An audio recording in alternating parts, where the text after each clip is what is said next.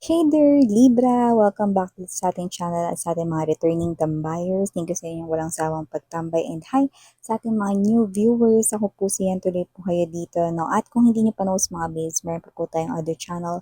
Link kayo nandiyan sa ating description box. If interested, i-click lamang yung link na yan. At mapupunta na rin kayo doon kung saan nag-upload din tayo ng daily collective readings for all signs. Kaya naman, just take only what resonates. And before we start, tandaan nyo na wala tayong gender dito, babae, lalaki, LGBT, lahat po welcome.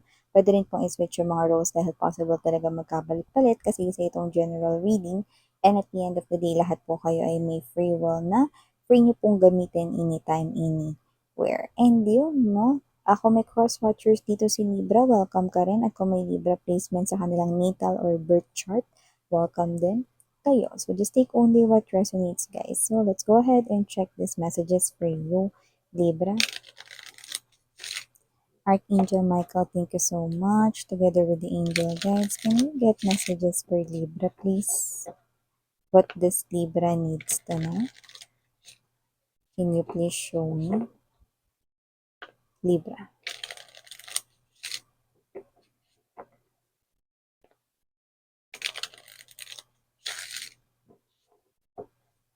Okay, so let's go ahead and check these messages for Libra. So let's see kung anong meron dito for ya, guys. We do have here the energy of King of Wands.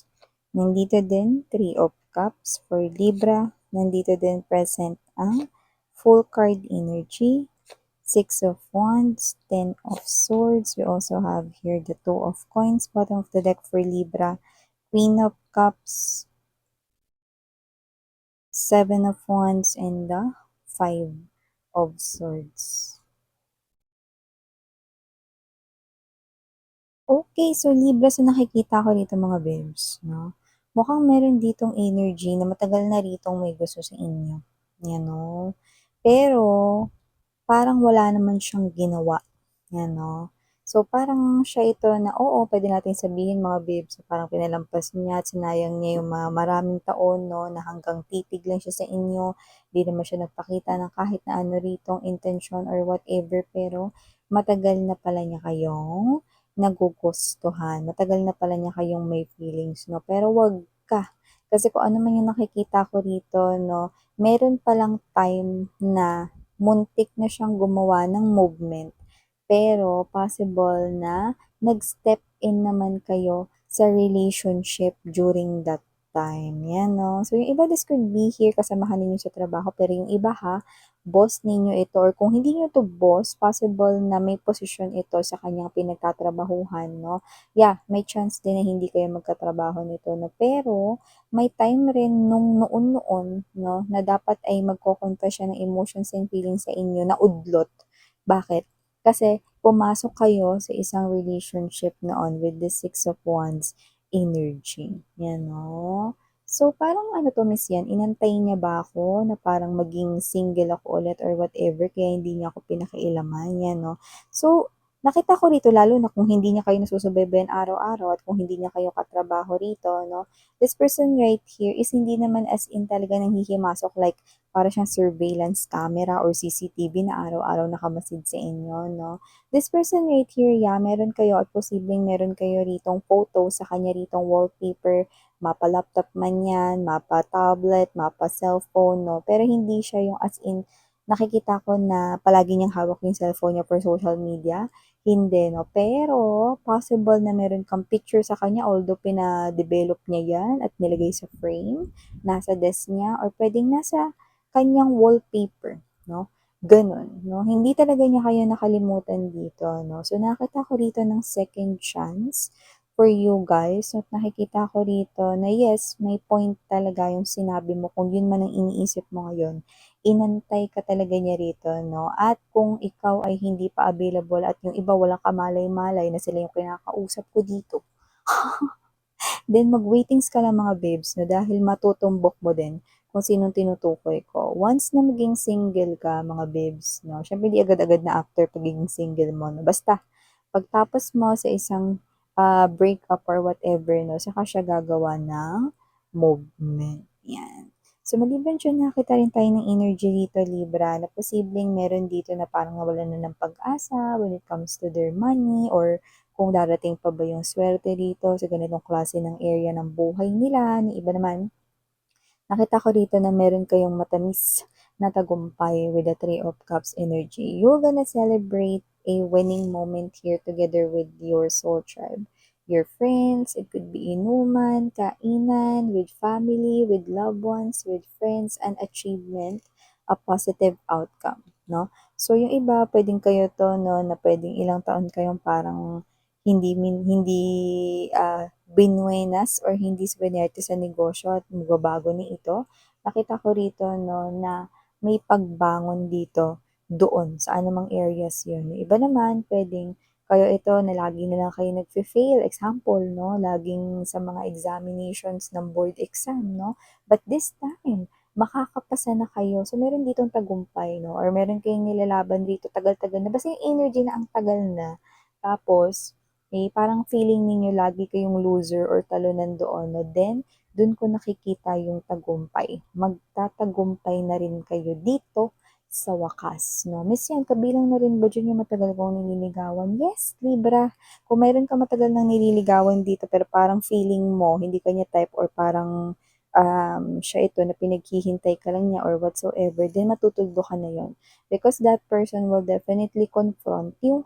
That person will tell you at kung ano yung sasabihin niya sa'yo, it is something that is napakagandang pakinggan sa iyong ear. Na nakikita ko ritong ngiting tagumpay ka rin dito. So, ang taray, di ba? Mapapera man yan or whatever, no? Or baka yan yung matagal mo nang parang napupusuan na maging partner ng kumpanya pinagtatrabahuhan mo pero parang ang hirap niya, no? Na parang playing hard to get yung um, binigay sa'yo na task ng boss mo na kunin mo yung loob ng ganitong partner para mag-invest sila sa company ninyo or makipag-partnership sila, no? Pero ang hirap niya talagang parang makumbinsi. But this time, you'll definitely gonna ace it. I'm seeing yes to it, no? It's an agreement, it's a contract right here. It's something that will make you smile and also you will feel proud of yourself no, na hindi mo sinukuan tong bagay na to, ano man yan, mapa-love life, mapa-career,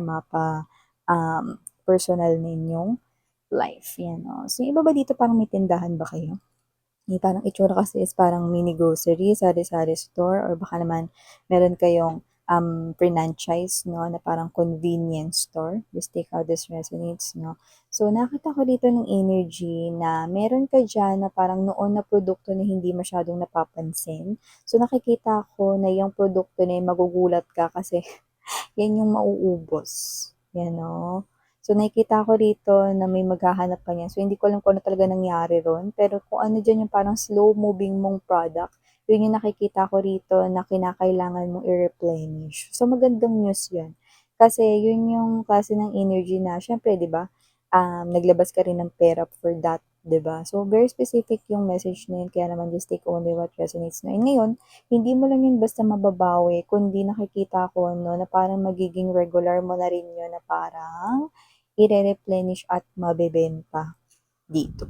So, maliban dyan, Libra, no, sa magandang news na yan sa inyo ritong tindahan, mapa-mini store man yan, convenience store, sari-sari store.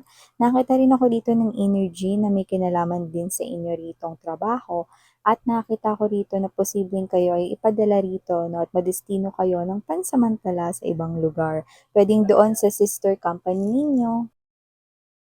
So, sorry for that commercial, going back ulit dito sa ating sinasabi. So, possible na kayo ay madestino rito sa ibang lugar. Temporary lang yun. Pero yung iba, pwedeng hindi nyo pa ito nalalaman. Pero okay din ito kasi good opportunity din ito for you guys. No?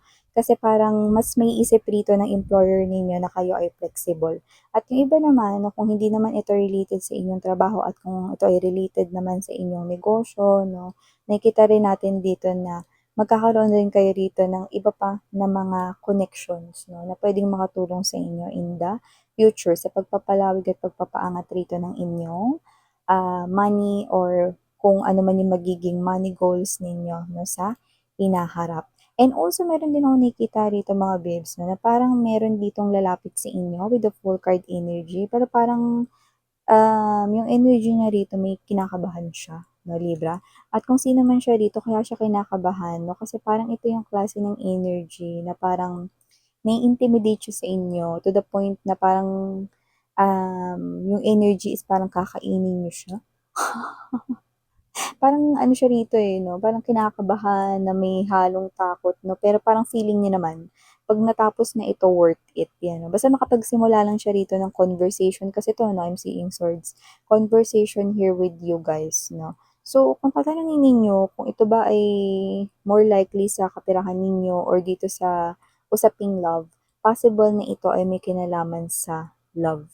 Kasi itong person na 'to is may nakikita tayo rito na meron siya ritong parang pagka-crush dito sa inyo, kaya siguro siya rito kinakabahan at magsa-start dito ng conversation here with you guys. Pero alam mo yung pagtapos ng conversation, 'di ba, pagkausap mo yung crush mo, pagtapos ng parang, "Ay, ay buti na lang nakuha ko yung number niyo." Buti na lang nakausap ko siya, yung parang gano'ng klase ng energy. So, parang para sa kanya, worth it yung pag-try niya na yun. So, meron siya ritong mapapala. So, nakikita kong magkikita pa kayo ulit ng taong ito. Brand new energy siya rito. Pwedeng sa umpisa stranger to you. Kaya parang hindi pa as in talagang kitang-kita no, kung ano rito yung iba pa niyang intention. Pero hindi ko naman nakikita siya ay nagtataglay ng bad aura. Kaya naman, pwede mo siyang entertainin. So, last but not least, message for Libra, nakakita rin tayo ng energy rito for you guys na posibleng meron dito na parang ma-misunderstood yung pagiging mabait mo, no? Yung pagiging understanding mo, yung pagiging concern mo. So, parang mamasamain niya pa yun dito. So, nakakita tayo dito ng posibleng meron na namang isang nilalang, no? Na mali yung intindi sa isang bagay, no? Kaya parang feeling niya rito, may energy na parang na maliit mo daw siya, belittle, yun ating nakikita rito, no? Pero you're just trying to show your concern. Parang nag-step up kasi rito ikaw, okay, because you are concerned about something pero minasama yun ng isang person at nag-isip ng negatibong bagay, no? At kapag ka ganun nangyari, mga babes, ano mangyayari?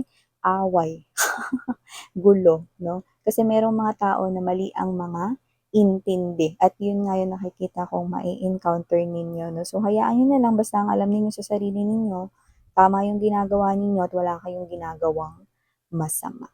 Yan. Okay, so, ito yung mga messages right here for you, Libra. Thank you so much again, Miriana, on me. Parang of Enlight.